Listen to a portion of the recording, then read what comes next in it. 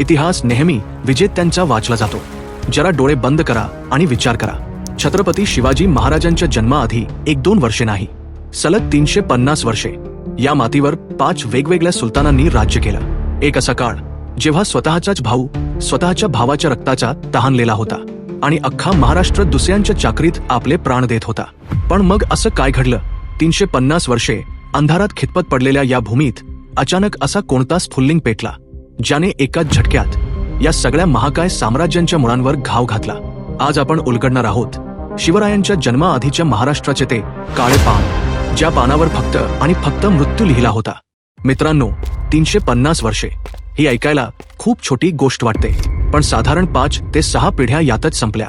त्यावेळी रयत म्हणजे आपल्यासारख्या सामान्य माणसाची अवस्था इतकी भयानक होती की सकाळी घराबाहेर पडलेला माणूस संध्याकाळी जिवंत घरी येईल की नाही याची कोणतीही गॅरंटी नव्हती. सुलतानी फौजा गावांवर अचानक धाड टाकायच्या. कधी आदिलशहाची फौज यायची आणि वर्षभर राबून उभं केलेलं पीक एका क्षणात जाळून जायची, तर कधी मुघलांचे सरदार यायचे आणि भर चौकात लोकांचे मुर्दे पाडायचे. बायका मुलांना उचलून नेलं जायचं. आया बहिणींची अब्रू वेशीवर टांगली जायची. तुम्ही विचार करा, अशा वेळी न्याय मागायचा तरी कोणाकडे? पोलीस नव्हते, कोर्ट नव्हतं आणि जो राजा होता तो आपला नव्हताच. तो बसला होता दिल्लीत किंवा विजापुरात. या सामान्य माणसाला कोणीच वाली उरला नव्हता. सगळीकडे फक्त आणि फक्त अंधार आणि रक्ताचा सडा पडला होता. रयतेला वाटायला लागलं होतं की ही गुलामी, हे मरण, हेच आता आपलं नशीब आहे आणि यातून आपल्याला कोणीच वाचवू शकत नाही. आता तुम्हाला एक प्रश्न नक्की पडला असेल की या काळात आपले शूर मराठा सरदार काय करत होते? त्यांच्या मनगटात ताकद नव्हती का? त्यांच्या तलवारीला धार नव्हती का? अहो, ताकद तर एवढी होती की दिल्लीच्या बादशहालाही मराठ्यांच्या घोड्यांच्या टापांची भीती वाटायची. पण प्रॉब्लेम एकच होता आणि तो अत्यंत भयानक होता. हे सगळे शूर मराठा सरदार एक नव्हते, ते एकमेकांचेच कट्टर शत्रू बनले होते. आणि कशासाठी? तर फक्त आणि फक्त वतनासाठी, एका छोट्याशा जमिनीच्या तुकड्यासाठी, सुलतानाने दिलेल्या पांढ्या हत्तीसाठी आणि त्या खोट्या प्रतिष्ठेसाठी. हे मराठे एकमेकांच्या जीवावर उठले होते. कल्पना करा, एका रणांगणाची 2 मोठे सैन्य एकमेकांशी भिडलेत, सपासप माना उडत आहेत. पण जर तुम्ही नीट पाहिलं तर मरणाराही मराठाच आहे आणि मारणाराही मराठाच आहे. एक भाऊ आदिलशहाकडून लढतोय आणि ओरडतोय, आदिलशहा झिंदाबाद, तर दुसरा भाऊ मुघलांकडून लढतोय, स्वतःच्याच माणसांचे मुर्दे पाडून. दुसऱ्यांच्या दरबारात मानाचा मुजरा करण्यात त्यांना मोठेपणा वाटायचा. आपलं स्वतःचं राज्य असावं असा विचारच जणू या मातीतून पुसून गेला होता. तलवार आपली, रक्त आपलं, मुर्दे आपले, पण फायदा मात्र सुलतानांचा होत होता. गुलामीची सवय इतकी वाईट असते की आपण कोणासाठी जीव देतोय हेच लोक विसरून जातात. पण या सुलतानांवर कितीही निष्ठा दाखवली तरी ते कधीच कोणाचे सगळे झाले नाहीत.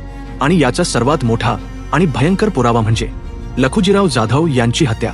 लखुजी जाधव निजामशाहीतले अत्यंत मातब्बर आणि ताकदवान सरदार, जिजामातांचे सख्खे वडील. एक दिवस त्यांना निजामशहाने दरबारात भेटीसाठी बोलावलं. लखुजीराव निशस्त्र होते. त्यांना वाटलं आपलाच राजा आहे, काय धोका असणार. पण तिथे एक भयंकर कट शिजला होता. भर दरबारात दगाबाजी करून लखुजी जाधवांवर आणि त्यांच्या मुलांवर तलवारीचे सपासप वार करण्यात आले. निजामशाही वाचवण्यासाठी ज्या माणसाने आयुष्यभर रक्ताचं पाणी केलं, त्या माणसाचे रक्ताच्या थारोळ्यात पडलेले तुकडे दरबारात विखुरले होते. ही बातमी जेव्हा जिजाऊंना समजली तेव्हा त्यांच्या पायाखालची जमीन सरकली. आपल्या सख्ख्या बापाला आणि भावांना असं मोलाने मारलेलं पाहून त्यांचं काळीच पिळवटून निघालं. त्यांना एक गोष्ट क्लिअर समजली होती, हे सुलतान आपले कधीच होऊ शकत नाहीत. यांच्यासाठी आपण फक्त वापरून फेकून द्यायची शस्त्रे आहोत. पण निसर्गाचा एक नियम आहे, जेव्हा अंधार खूप दाट होतो, गुदमरायला लागतं, तेव्हा कुठून तरी प्रकाशाचा एक किरण नक्की जन्म घेतो. आणि या 350 वर्षांच्या काळ्याकुट्ट अंधारात तो पहिला किरण होते. शहाजीराजे भोसले. शहाजीराजे हे बाकीच्या सरदारांसारखे नव्हते. ते फक्त लढवय्ये नव्हते, तर ते एक विजनरी होते. त्यांच्या लक्षात आलं की जोपर्यंत आपण स्वतःचं राज्य, स्वतःचं स्वराज्य उभं करत नाही, तोपर्यंत आपल्या माणसांचे असेच हाल होत राहतील. त्यांनी एक अशक्य गोष्ट करून दाखवली. त्यांनी एका लहान मुलाला निजामशहा बनवून गादीवर बसवलं आणि स्वतः मुघल आणि आदिलशहा अशा दोन्ही महाकाय सत्तांशी एकाच वेळी झुंज दिली. जवळपास 3 वर्षे शहाजीराजांनी या मोगलांना सडो की पळो करून सोडलं होतं. जरी त्यांना नंतर तह करावा लागला तरी शहाजीराजांनी स्वराज्याचं जे बीज या मातीत पेरलं होतं ते आता रुजू लागलं होतं. इकडे शहाजीराजे रणांगणात लढत होते, आणि तिकडे जिजाऊंच्या मनात एक वेगळंच युद्ध सुरू होतं. त्या गरोदर होत्या. स्वतःच्या जीवाच्या रक्षणासाठी शहाजी राजांनी त्यांना जुन्नरच्या शिवनेरी गडावर ठेवलं होतं. बापाची हत्या, उद्ध्वस्त झालेला महाराष्ट्र आणि रोज रडणारी रयत, हे सगळं जिजाऊ उघड्या डोळ्यांनी पाहत होत्या. एक दिवस याच शिवनेरी गडावर शिवाई देवी समोर उभ्या राहून त्यांनी आपले हात जोडले.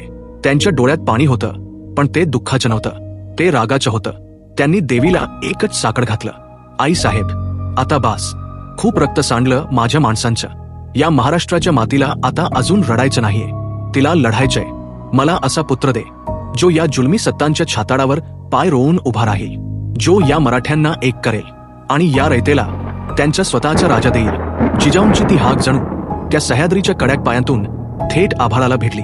आणि मग फाल्गुन वद्य तृतीया, शके 1541, शिवनेरीवर सनई चौघडे वाजले. 350 वर्षांचा अंधार एका झटक्यात चिरून काढणारा एक तेजस्वी सूर्य या महाराष्ट्राच्या मातीत जन्माला आला. पण नुसता जन्म होऊन भागणार नव्हतं. महाराजांचं बालपण कसं होतं, पुण्याची ती उद्ध्वस्त झालेली जमीन त्यांनी कशी उभी केली, आणि ज्या रायरेश्वराच्या मंदिरात स्वराज्याची पहिली शपथ घेतली गेली, तिथे रक्ताचा अभिषेक नक्की कसा झाला, जाणून घेण्यासाठी चॅनेलला आत्ताच सबस्क्राईब करा. कारण पुढच्या एपिसोडमध्ये शिवबांची प्रतिज्ञा तुमचा उरलेला श्वासही रोखून धरेल. भेटूया एपिसोड 2 मध्ये.